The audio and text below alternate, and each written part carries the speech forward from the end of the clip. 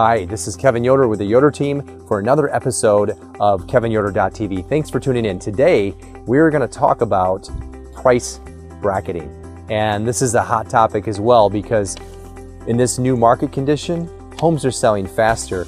And at the same time, there's a lot of confidence built up by home sellers, and they like to try to push the envelope, which is real fun, and we like to do that as well. At the same time, we have to be cautious and we have to be optimistic at the same time. So let's discuss that. Before we get into price bracketing and that concept, let's pay attention to a couple things on the video blog. One is the free home search. So there's a button on the blog that allows you to search all homes on the MLS, and it will say search all homes on the MLS. Go there if you want to do a complete home search. This is access to every home that we have access to as real estate agents. The second one is a free market snapshot. It's called a snapshot because you get to look at all the homes that are for sale in your neighborhood, what's sold, what's active, what's pending, and gives you great optics if you're somebody who's thinking of selling but not quite ready yet. We can dive into that number a little bit closer if you really want to get your home on the market this year. Okay, let's talk about price bracketing. This is an important one.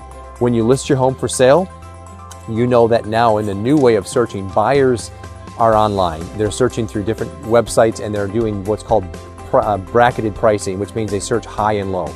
And this is something I talk about with every one of my sellers in our first consultation. It's bracketed pricing. So buyer will search low and high. Let's assume it's 180 to 200. And that's the example. So 180 to 200, if your home should be priced at 200, and that's what the market analysis suggests, and all the comparables are falling in there, and you want to do 205, for example, and we have sellers that want to do that, and the primary reason is because they think that they're going to build in a little bit of room for negotiation.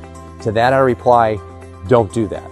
You're about $5,000 away from a sweet spot. Multiple offers are occurring in our current market, and the way that we get a multiple offer for you is being real clear on that price bracket and knowing when you hit the bracket dead on, you're going to attract in a completely different category of buyer. You're going to attract the buyers that are searching from 150 to 200 or 180 to 200 versus the category searching from 200 to 250. Remember, those buyers that are searching the higher bracket are looking at nicer homes and they're comparing yours to those. So we can't make that mistake. And plus the buyer pool shrinks exponentially the higher the price point goes. So it doesn't matter where you are, whether you're at 200, 300, 400, it even occurs on the 50,000s. If it's 350,000, don't price your home at 355, 350.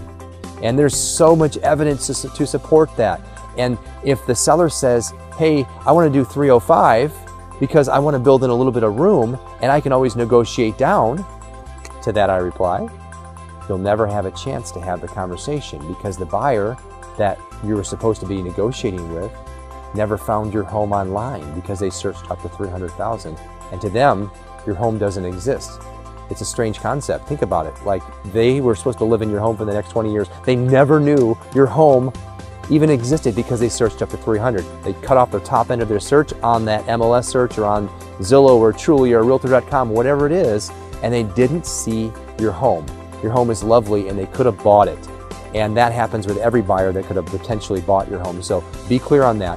When you're talking with your agent, get that price bracket dead on. And if your agent has a strong negotiation process, we have something in place which allows us to force multiple offers at a higher level than other teams. And we can do the same thing for you. If you're talking with your agent, get on price bracketing and make sure that you're doing that right. I really hope that this episode has been useful for you in this new market condition. If you're thinking about listing your home and you want to talk about pricing and getting the price right on that sweet spot where we can get the most activity, give us a call. We'd be more than happy to sit down with you for a few minutes and share our pricing model with you and make sure you're maximizing your price and selling your home in the shortest amount of time with the least amount of inconvenience. This is Kevin Yoder with the Yoder team. We look forward to talking with you in spring 2015.